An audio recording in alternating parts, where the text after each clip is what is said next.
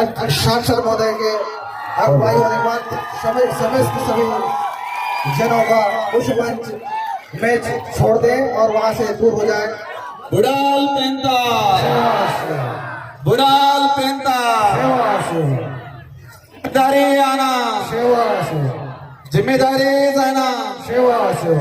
आप सभी को तह दिल से जोहार। आज राजस्थान से नागांव, बस्तर, छत्तीसगढ़ 1,500 किलोमीटर दूर से आपने मुझे दिल से आमंत्रित किया और मुझे एक सौभाग्य मिला। और आप सबका जो प्रेम, आप सबका जो स्नेह, आप सबके अंदर एक अपनत्व की भावना ने हमारा दिल जीत लिया। आज बोरवाड़ा समाज समन्वयक समिति के द्वारा कार्यक्रम आदिवासी समुदाय के पुरखों द्वारा इस फसली त्योहार को पूरे देश के अंदर मनाया जाता है। ये कि अलग अलग के अंदर प्रकार अलग अलग नाम से संबोधित किया, लेकिन ये जो फसली त्योहार, इसके बारे में जैसे मैंने समझा, मेरे इलाके के अंदर हम भील समूह से आते हैं, आदिवासी समाज का डीएनए, और ये आदिवासी समाज का डीएनए होने की वजह से आदिवासी, और यही आदिवासियत आज आपके बीच में खिंच।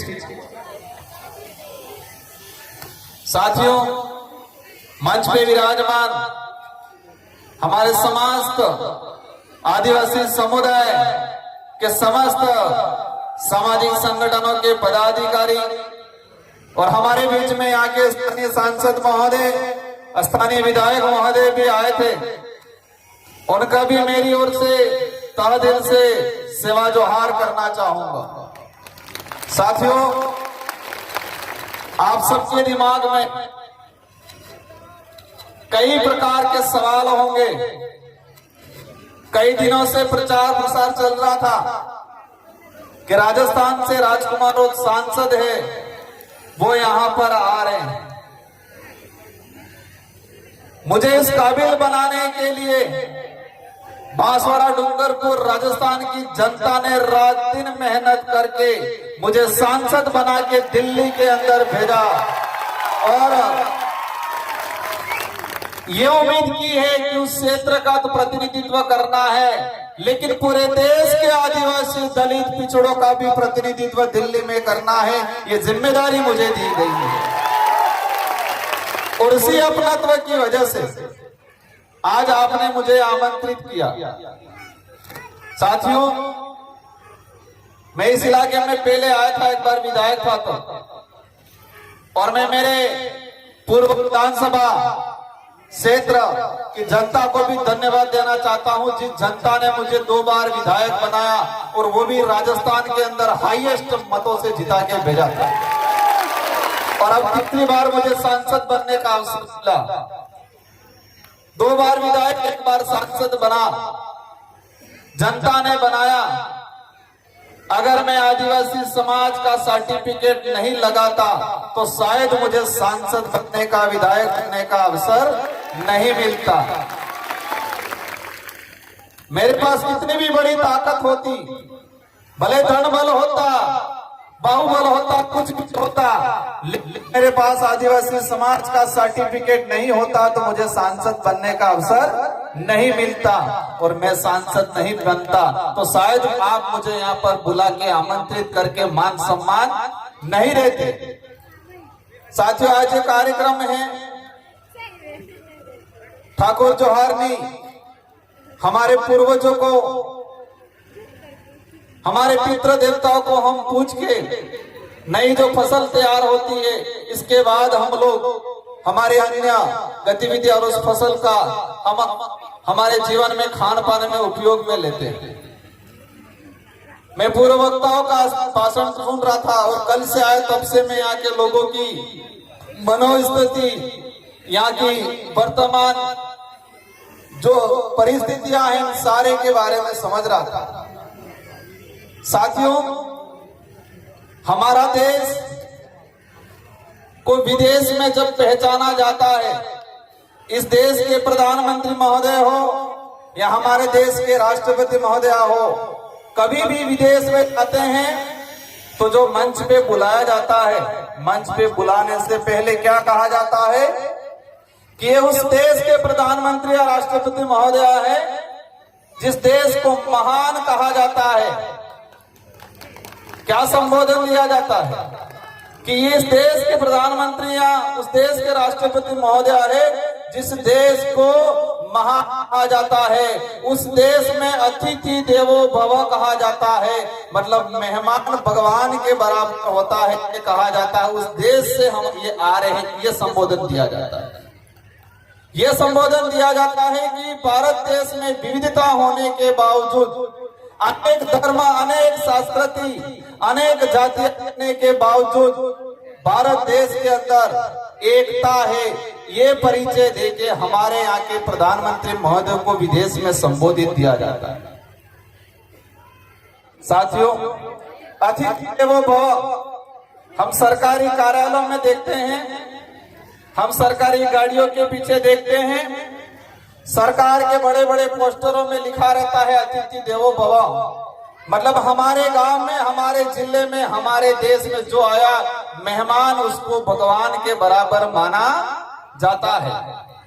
लेकिन ये शब्द ओनली फॉर आदिवासी इलाके के अंदर ही वर्तमान में स्थापित है, आदिवासी समुदाय में ही स्थापित है, क्योंकि आदिवासी समुदाय के अंदर किसी भी गांव में, किसी भी घर में कोई भी अज्ञात व्यक्ति, अनजाना व्यक्ति चला जाएगा तो उसको मान सम्मान बिठाया जाएगा, पानी पिलाया जाएगा, चाय पिलाई जाएगी, भले पहचान नहीं हो इसके बाद पूछा जाएगा कि आप कहां से, बराबर पहचान में नहीं आए।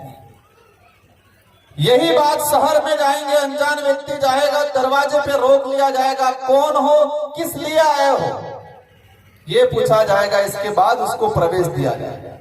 तो अतिथि देवो जो भव शब्द है वो कहीं न कहीं आदिवासी समुदाय की संस्कृति, समुदाय के रीति रिवाज और आदिवासी समुदाय के अंदर जिस तरह से हमारे अतिथि को आज एक देवो भव शब्द के संबोधन के हिसाब से लाया गया, तो ये अतिथि देवो भव आदिवासी समुदाय की संस्कृति से निकला हुआ शब्द है जो विदेश में आज प्रचलन में और हमारे देश का एक मजबूत शब्द के रूप में यूज किया जाता है। साथियों, एक सवाल आपके अंदर भी है, मेरे अंदर भी है कि सांसद देश में बहुत हैं, हमारे छत्तीसगढ़ में भी हैं, लेकिन आपने मुझे यहां पर क्यों बुलाया और मैं यहां पर क्यों आया, ये सवाल है। मैं जो समझता हूं कि मैं जो सांसद के रूप में हूं, लेकिन मैं ये समझता हूं कि मुझे जिम्मेदारी मिली है, जिस समाज का सर्टिफिकेट लगा के मुझे सांसद बनाया गया है उस समाज का कर्ज उतारना है, ये सोच के मैं रात दिन मेहनत करता हूं, काम करता हूं, इसीलिए आपने मुझे यहां पर बुलाया। साथियों, हमारे समाज की अगर बात करें ऐतिहासिक पृष्ठभूमि की, आजादी से पहले अंग्रेजों से लड़े, राजा रजवाड़ों से लड़े, सामंतों से लड़े, मुगलों से लड़े। अगर आजादी के पहले का चिट्ठा निकाल के देखते हैं तो इस देश में सबसे ज्यादा अगर कोई शहीद हुआ है तो समुदाय का व्यक्ति शहीद हुआ है। भारत देश को आजाद कराने में अगर सबसे ज्यादा किसी का खून बहा है तो वो आदिवासी समुदाय का है, हमारे पूर्वजों का है। लेकिन दुख की बात यह है कि हमारा इतिहास कई किताबों में, कई पाठ्यक्रमों में एक गौण हो गया है, लाइन के माध्यम हमारा इतिहास हो गया। आजादी के बाद का अगर देखें, इस देश में अगर प्रतिदिन कई अत्याचार होता है, इस देश में विस्थापन होता है, तो सबसे ज्यादा अत्याचार और सबसे ज्यादा विस्थापन अगर हो रहा है तो आदिवासी समुदाय का हो रहा है आज की तारीख। भले वो छत्तीसगढ़ में हो, भले वो झारखंड में हो, भले वो राजस्थान में हो, लेकिन विकास के नाम से अगर विस्थापन होता है तो सबसे ज्यादा आदिवासी समुदाय का है। ये जो कागज पकड़ाया गया, मुझे हमारे आयोजन कमेटी ने बताया कि इन मुद्दों पे बात करना है। साथियों, हमारी जो संस्कृति है, परंपरा है, ये हमारी आइडेंटिटी है। अगर वो आइडेंटिटी नहीं रहेगी तो हमारी पहचान खत्म हो जाएगी, और पहचान खत्म हो जाएगी तो प्रमाण पत्र मिलना भी मुश्किल हो जाएगा, और प्रमाण पत्र मिलना मुश्किल, अधिकारी नेता बनना भी मुश्किल हो जाएगा। इसलिए हमारी जो संस्कृति है, कई लोग पढ़े लिखे बनने के बाद, अधिकारी नेता बनने के बाद ये कहते हैं पुराने जमाने का काम है। हमारी संस्कृति के बारे में, हमारी पूजा पद्धति के बारे में कुछ लोग तर्क देते हैं कि जमाना बदल गया है, हमको बदलना पड़ेगा, कब तक ऐसे न ऐसे रहोगे, ये कहा जाता है। लेकिन वो उसको उस काबिल कहलाने के लिए और उस काबिल बनाने में संस्कृति का बहुत बड़ा योगदान है। जो व्यक्ति ऊपर जाके ये बोलता है, उसको उस काबिल बनाने में इस संस्कृति का बहुत बड़ा योगदान है। और हमारे आदिवासी समुदाय की संस्कृति, हमारी परंपरा, रिवाज हमारे विकास में कहीं पर भी बाधक नहीं है, वो हमेशा सहायक के रूप में काम करती है। और छत्तीसगढ़ इतना सुंदर इलाका है, भौगोलिक दृष्टि से स्वस्थ, यहाँ के लोगों का जो व्यवहार है, हमारे समुदाय के अंदर जो प्रेम भावना है, वो अन्य इलाकों से सबसे बढ़िया हमारे यहाँ के लोगों का दिल है, मन साफ है। एक सुंदर छत्तीसगढ़ को पूरे देश में अलग नजरिए से देखा जा रहा है। आज मुझे दुख है इस बात का, एक सुंदर छत्तीसगढ़ जो भौगोलिक दृष्टि से, सांस्कृतिक दृष्टि से, यहाँ के लोगों का व्यवहार, यहाँ के लोगों का प्रेम भाव पूरे देश, छत्तीसगढ़ को पूरे देश में वर्तमान में एक अलग नजरिए से देखा जाता। देश की राजधानी में कोई न्यूज छपती है, या हमारे राजस्थान में, प्रदेश में कहीं छत्तीसगढ़ के बारे में सबसे पहले अगर कोई बात न्यूज छपती है तो एक ही बात बोली जाती है। उस न्यूज में क्या बोला जाता है कि नक्सलाइट इलाका। आज मैं छत्तीसगढ़ आया तो जो आदिवासी समुदाय के विरोधी जो विचारधारा के लोग हैं, वो राजस्थान में भी कह रहे हैं कि राजकुमार रोड नक्सलाइट इलाके में गया है। राजस्थान या किसी भी देश के कोने में ये किसी भी न्यूज़पेपर में आज तक ये नहीं छपा कि छत्तीसगढ़ भौगोलिक दृष्टि से सबसे सुंदर है, वहां पर आदिवासी समुदाय रहता है और आदिवासी समुदाय की एक विशेष पहचान है, एक शानदार कल्चर है। ये कहीं नहीं बताया जाता, बस यही बताया जाता है कि छत्तीसगढ़ खराब है, एक कलंक लगा दिया है। मैं पिछली बार आया था जब विधायक था, मैंने सुना 11-12 साल की बच्ची को नक्सलाइट कह के मारा गया। इस बिंदु में भी लिखा है कि आदिवासी समुदाय को कुछ लोग प्रशासन के सहयोग से इनको बदनाम करके नक्सलाइट का धब्बा लगा के उनको मार दिया जाता है। पिछले इन 8 महीनों के अंदर छत्तीसगढ़ में 150 के आसपास लोगों को मारा गया है नक्सलाइट के नाम से। मैं ये नहीं कह रहा हूं कि सारे के सारे निर्दोष थे, हैं कुछ लोग गलत, लेकिन इसमें कई ऐसे लोग हैं जो बेचारे निर्दोष हैं। हो रहा है कि नहीं हो रहा है? ये किस लिए हो रहा है? यहाँ पर मैंने एक चीज देखा, इस इलाके के अंदर कई नहीं मिल रहा है वो नहीं पता है, आदिवासियों के गांवों तक सड़क जा रही है वो नहीं पता है, और कई इलाका ऐसा है कि उन इलाकों के अंदर आदिवासी समुदाय के आधार कार्ड भी नहीं बने हैं, वोटर आईडी भी नहीं बने हैं। लेकिन दूसरी ओर छत्तीसगढ़ के एक एक पहाड़ में कौन सा मिनरल है, कहां से कोयला निकल रहा है, कहां से आयरन निकल रहा है, कहां से सोना निकल रहा है, ये सारा खंगाल लिया सरकारों ने, लेकिन आदिवासियों की स्थिति के बारे में ज्यादा खंगाला नहीं है। एक एक पहाड़, छत्तीसगढ़ का एक एक इलाके की एक एक मिनरल्स के बारे में सरकार के पास रिपोर्ट है कि इस इलाके में ये आयरन निकलेगा, इस इलाके में सोना निकलेगा, यहाँ पर कोयला निकलेगा, यहाँ पर बॉक्साइट निकलेगा, ये सब आंकड़ा है। लेकिन किस इलाके में आदिवासियों की क्या स्थिति है, ये आंकड़ा सरकारों के पास नहीं है।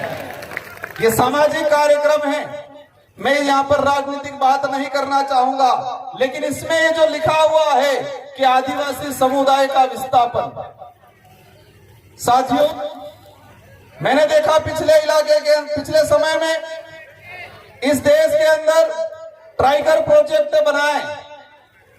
1972 के अंदर एक लाई सरकार, केंद्र सरकार, और पूरे देश में अभी तक 56 से 57 ट्राइगर प्रोजेक्ट किए, ट्राइगर प्रोजेक्ट बनाए, और इसमें से 70 से 80% टाइगर प्रोजेक्ट ओनली फॉर आदिवासी इलाके के अंदर बनाए जा रहे हैं। अब तक टाइगर प्रोजेक्ट के नाम से पूरे देश के अंदर पिछले जो समय निकला उसके अंदर हम निकाल के देखे तो 5,56,000 आदिवासियों को विस्थापित किया गया टाइगर प्रोजेक्ट के नाम से। आपके यहाँ पर भी शायद बीजापुर में टाइगर प्रोजेक्ट प्रस्तावित है। इससे चौंकन करने वाली बात, 1972 से लगा के 2021 तक 2.5 लाख आदिवासी विस्थापित हुए, लेकिन 2021 से 2024 तक मात्र 4 साल के अंदर 3 लाख लोग विस्थापित हुए, 3 लाख लोग विस्थापित किए गए टाइगर प्रोजेक्ट के नाम से।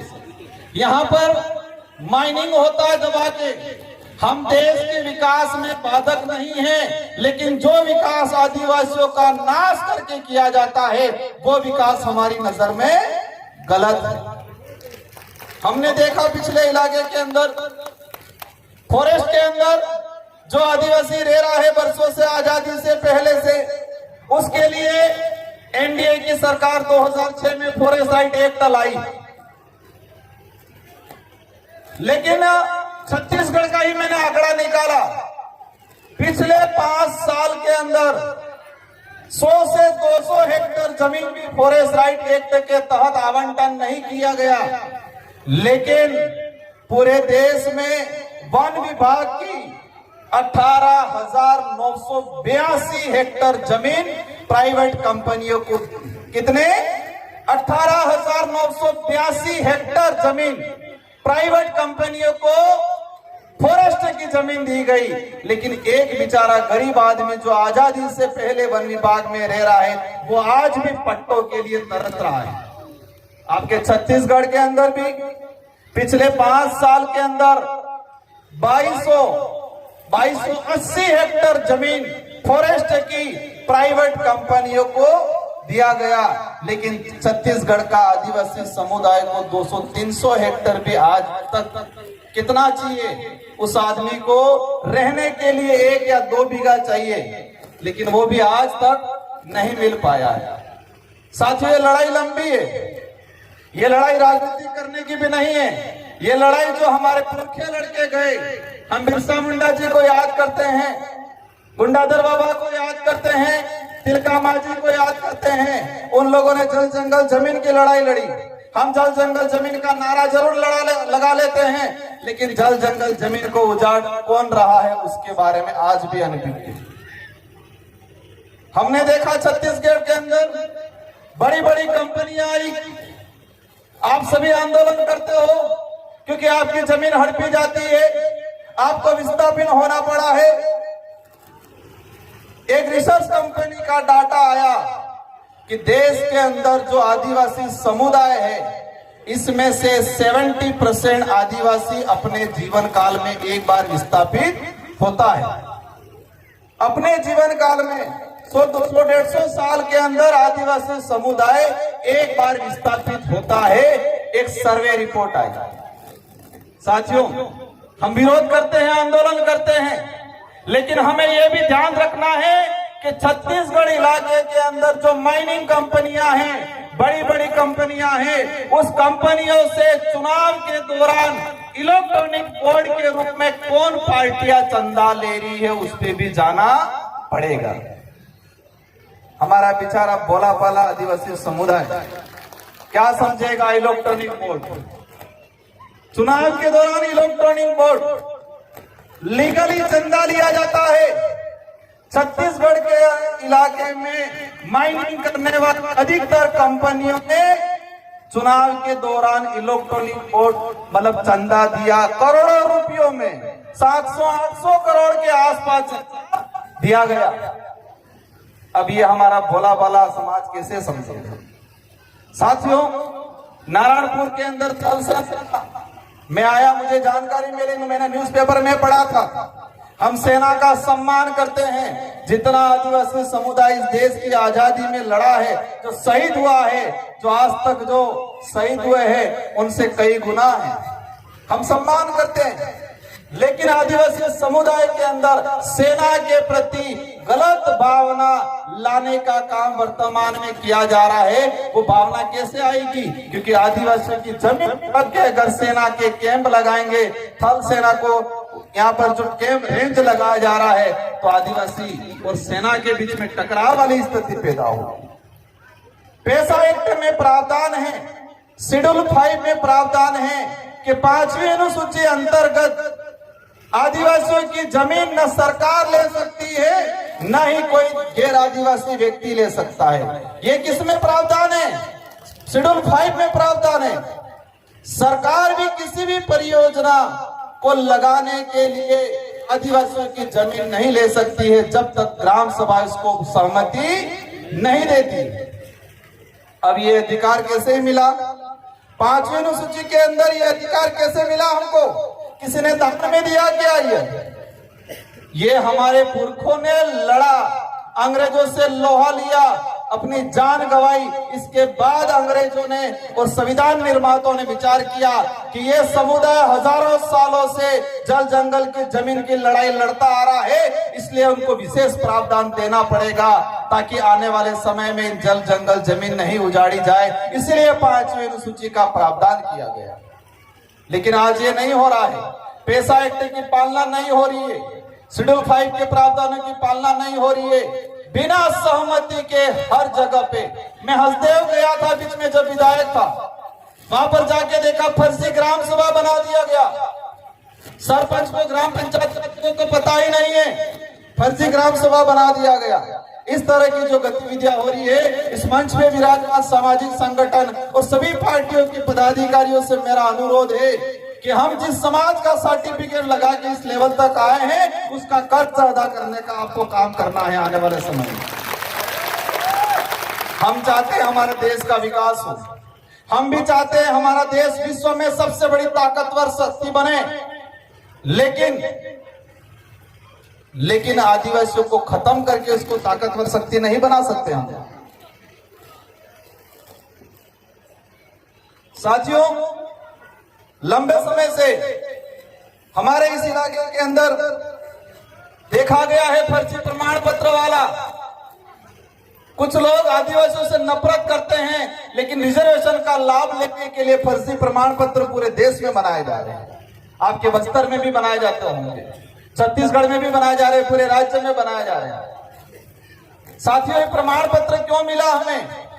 हमारे यहाँ कपाल पे या हमारे पीछे कहीं लिखा नहीं है कि आप आदिवासी, कहीं लिखा हुआ है क्या?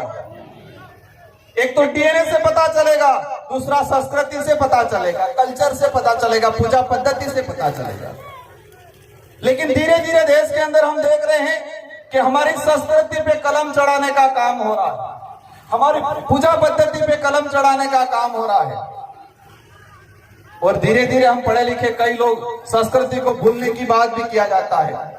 साथियों, एक लंबे समय से एक जंग छिड़ी रहती है पूरे देश के अंदर। मैं सांसद बन के गया और मैंने संसद के अंदर बोला कि आदिवासी समुदाय धर्म पूर्वी समुदाय, हमारे संचालक महोदय कहते थे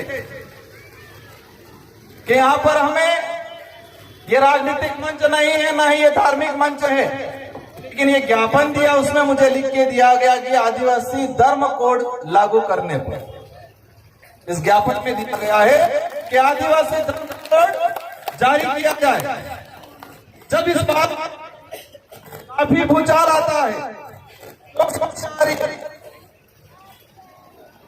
पता नहीं माइक में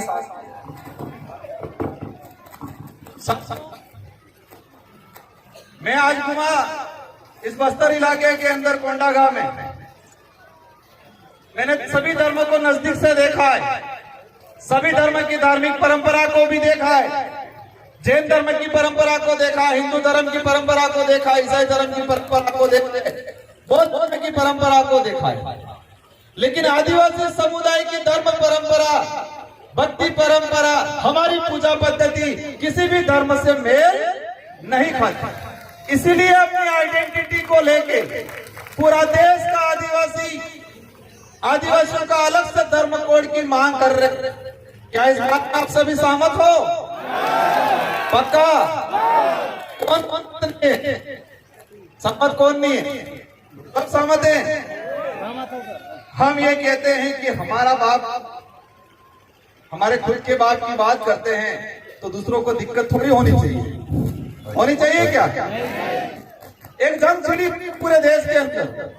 हम किसी भी धर्म के विरोधी नहीं है, हम किसी भी धर्म के विरोधी नहीं है, लेकिन आदिवासियों की अपनी परंपरा, अपनी आइडेंटिटी को बचाना हमारी जिम्मेदारी है। और उसमें जब भी बात करते हैं, मैंने संसद के अंदर भी कहा था कि आदिवासी समुदाय न ईसाई है, न सिख है, न बौद्ध है, आदिवासी है। हमें आदिवासी की संस्कृति, हमारी आइडेंटिटी को बरकरार रखना है। आप सभी के साथ सहयोग से हमारी लड़ाई धर्म की भी एक बात ये भी समझना है, हमारी लड़ाई हमारी संस्कृति बचाने की है। हमारी लड़ाई हमारा इतिहास को, वास्तविक इतिहास को आने वाली पीढ़ी को बताने की है। हमारी लड़ाई रिजर्वेशन की है, हमारी लड़ाई जंगल जमीन की है, हमारी लड़ाई आइडेंटिटी बचाने की है। लेकिन धर्म की बात इसलिए बार बार छेड़ी जाती है कि इस देश के अंदर हमने देखा कि आदिवासी समुदाय कई इलाके में ईसाई भी बना हुआ है, कई इलाकों में आदिवासी समुदाय, महाराष्ट्र का कुछ इलाका उधर मुस्लिम भी बना हुआ है, कुछ इलाकों में आदिवासी समुदाय हिंदू भी बना हुआ है, कुछ इलाकों में आदिवासी समुदाय सिख भी बना हुआ है। इस देश के प्रत्येक कोने में, हर इलाके में आदिवासी समुदाय है, लेकिन अलग अलग धर्मों में बटा हुआ है। इसी वजह से छत्तीसगढ़ या बस्तर या किसी झारखंड में आदिवासी समुदाय पे अत्याचार होता है तो देश का आदिवासी एक नहीं हो पा रहा है। हम देखते हैं मणिपुर के अंदर भारत का हिस्सा है, मैतेई समुदाय और कुकी समुदाय, दोनों समुदाय आदिवासी है, लेकिन दोनों का धर्म अलग अलग है। और धर्म की लड़ाई वो ऐसे मरे हैं, ऐसे लड़े हैं कि आपस में अपने एक दूसरे को काट रहे हैं। इसलिए हम कहते हैं कि आदिवासियों की अपना अलग से धर्म व्यवस्था होनी चाहिए। किसी को कुछ मानना है माने, हमें कोई दिक्कत नहीं, जिसको जो मानना है। इस देश का संविधान ऐसे हर व्यक्ति को अपने हिसाब से धर्म मानने का देता है। और इस देश का पहला उदाहरण भीमराव अंबेडकर जी, अपन सब संविधान निर्माता, उन्होंने अक्टूबर 1956 में 4 लाख लोगों के साथ बौद्ध धर्म अपनाया। कौन सा धर्म अपनाया? बौद्ध धर्म। क्योंकि संविधान राइट देता है कि हर व्यक्ति के हिसाब से मानना है। लेकिन यह सच्चाई है कि आदिवासी समुदाय की अपनी धर्म परंपरा, अपनी पूजा पद्धति में पढ़ाया जा रहा है। पढ़ाया जा रहा है किसी कक्षा में? क्यों नहीं पढ़ाया जा रहा है? पेशा एक्ट कानून क्यों नहीं पढ़ाया जा रहा पाठ्यक्रम में? आदिवासी समाज पे, आदिवासी समाज की बहन बेटियों पे इस देश में 100 साल तक स्तन टैक्स लगा है। क्या लगा है? स्तन टैक्स। उसको किसी पाठ्यक्रम में क्यों नहीं पढ़ाया जा रहा है? आप 6000 साल पुरानी बात को पाठ्यक्रम में पढ़ा रहे हो, लेकिन 300 साल 250 साल पहले हमारी बहन बेटियों पे स्तन टैक्स के बारे में क्यों नहीं पढ़ाया जा रहा है? आजादी से कुछ समय पहले तिलका मांझी, बिरसा मुंडा के बारे में क्यों नहीं पढ़ाया जा रहा है? मैंने देखा है एनसीईआरटी के अंदर पिछले 10 सालों के अंदर आदिवासी समुदाय के इतिहास के संबंधित, आदिवासी समुदाय के अधिकार के संबंधित अगर कहीं छोटा मोटा भी था उसको भी हटाने का काम किया है। एनसीईआरटी की 12वीं की किताब बिरसा मुंडा का इतिहास लिखा था, बिरसा मुंडा के उपदेश लिखे थे। बिरसा मुंडा ने कहा था कि आदिवासी समुदाय की पूजा पद्धति अनेक धर्मों, अन्य धर्मों से अलग है, वो किसी भी धर्म में मेल नहीं खाती है। बिरसा मुंडा जी ने उपदेश दिया था।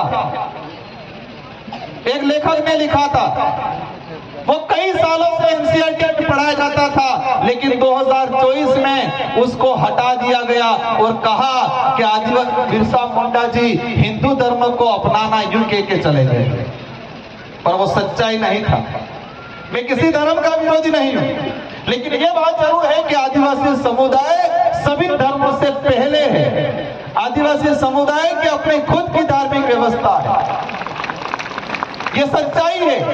हिंदू विवाह अधिनियम 1955, हिंदू उत्तराधिकार अधिनियम 1956 इसमें स्पष्ट कर रखा है कि हिंदू विवाह अधिनियम आदिवासी समुदाय पर लागू नहीं होता है। क्यों? क्योंकि आदिवासी समुदाय हिंदू नहीं है।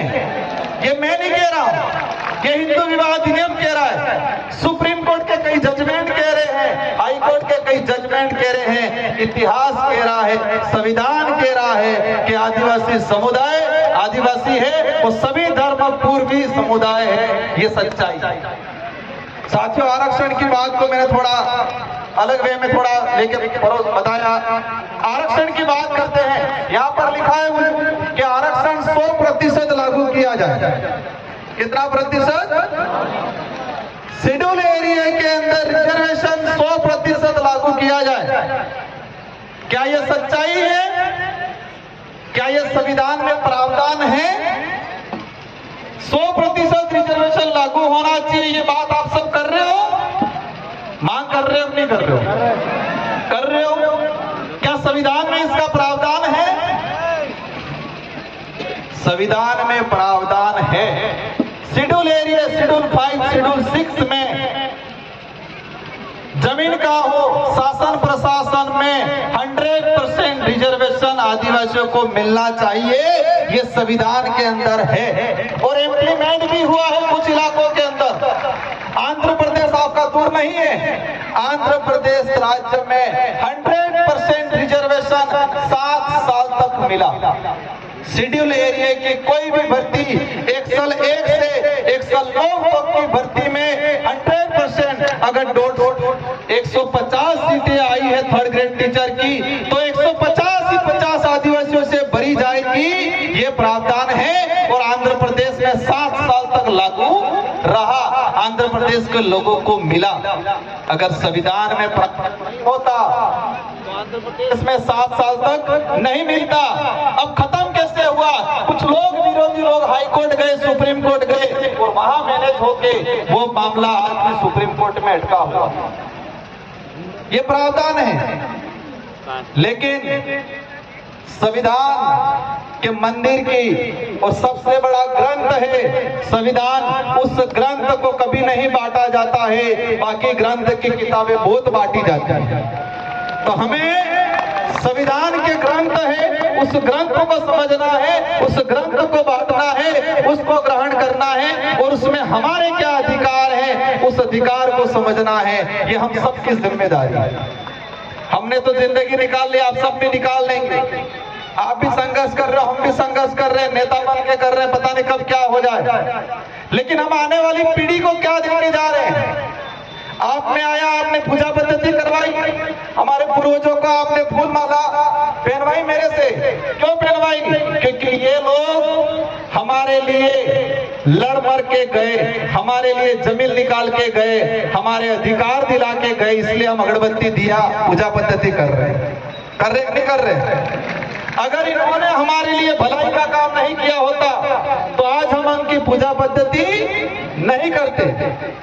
और हम जो कर रहे हैं आज, हम आवश्यकता वाली भौतिक सुख सुविधा वाली जिंदगी जी के अधिकार खत्म करने वाले लोगों के साथ खड़े रह रहे हैं। तो आने वाले 40-50 साल बाद हमारी पीढ़ी जल जंगल जमीन से बाहर हो जाएगी, उनसे छीन लिया जाएगा, रिजर्वेशन खत्म हो जाएगा, पहचान खत्म हो जाएगी, उनकी धार्मिक व्यवस्था खत्म हो जाएगी। तब 50 साल बाद हमारी जो पीढ़ी है, हम हमारा अगरबत्ती दिया नहीं करेगी।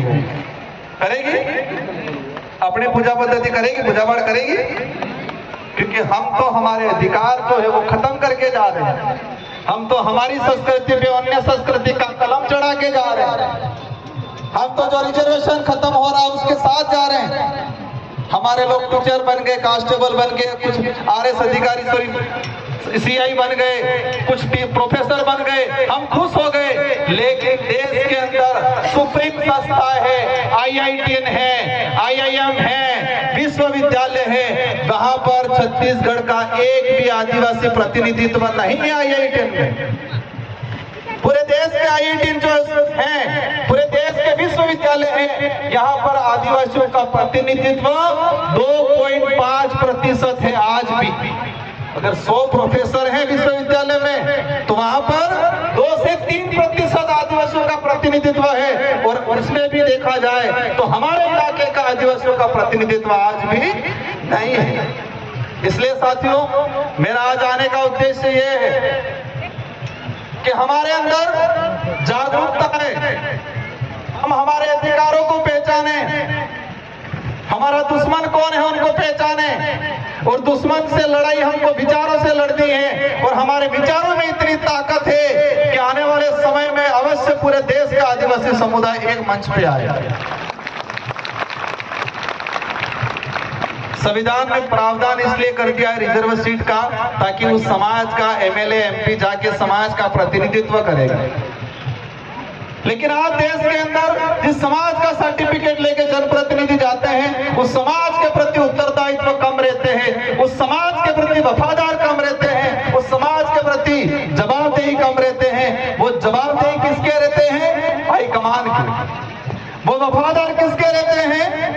वो उत्तरदायित्व किसके रहते हैं? लेकिन हमें ऐसा माहौल क्रिएट करना है, आप कहीं भी पार्टी में रहो, मुझे कोई दिक्कत नहीं, लेकिन ऐसे जनप्रतिनिधि को हमें तैयार करना है कि जो समाज के प्रति उत्तरदायित्व रहे, समाज के प्रति वफादार रहे और समाज के प्रति जवाबदेही रहे। ऐसे लोगों को हमें तैयार करने की सख्त जरूरत है। साथियों, समय काफी हो चुका है, मुझे भी जाना है, लेकिन मैं आपसे एक निवेदन करके जाना चाहूंगा। ये संस्कृति, ये आपकी ताकत है, ये बोली भाषा, हल्बी भाषा, गोंडी भाषा, ये हमारी आइडेंटिटी है। और आंदोलन छेड़ना है कि हल्बी भाषा, गोंडी भाषा को राज्य लेवल पे 8वीं सूची के अंदर केंद्र सरकार को प्रस्ताव भेजो।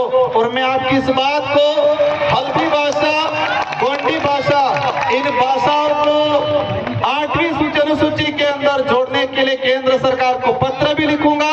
और लोकसभा में आपकी हर समस्या को लेके, आपके जल जंगल जमीन को लेके, आपके अधिकारों को लेके, आपके बोली भाषा के संरक्षण को लेके अवश्य हम लोकसभा के अंदर आपकी बात करेंगे। और मैंने एक चीज देखा है, हमारा टीचर जा रहा है स्कूल में, बच्चा तो हल्बी बोल रहा है, गोंडी बोल रहा है, और टीचर को गोंडी और हल्बी आई नहीं। बच्चा क्या पढ़ेगा?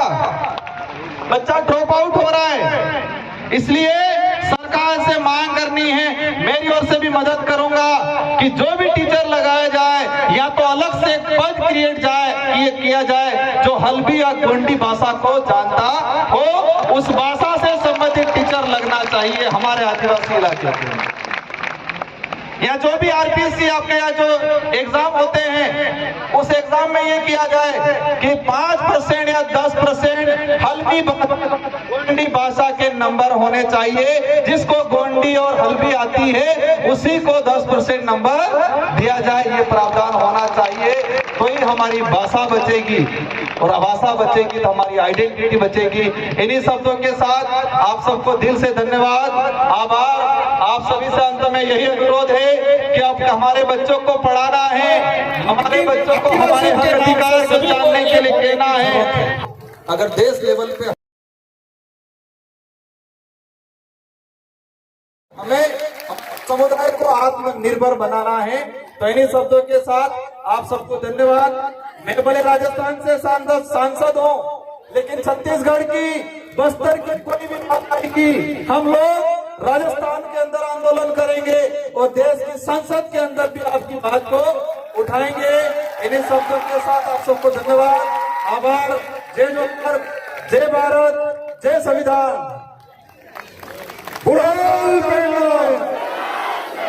जय जोहार का नारा है हमारा है, उड़ाल पेंदा सेवा सेवा, उड़ाल पेंदा सेवा सेवा। आप सबको आभार, जय जोहार, सेवा जोहार।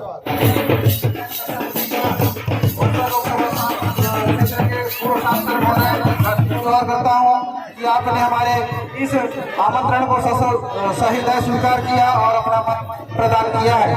तो सम्मान्य श्री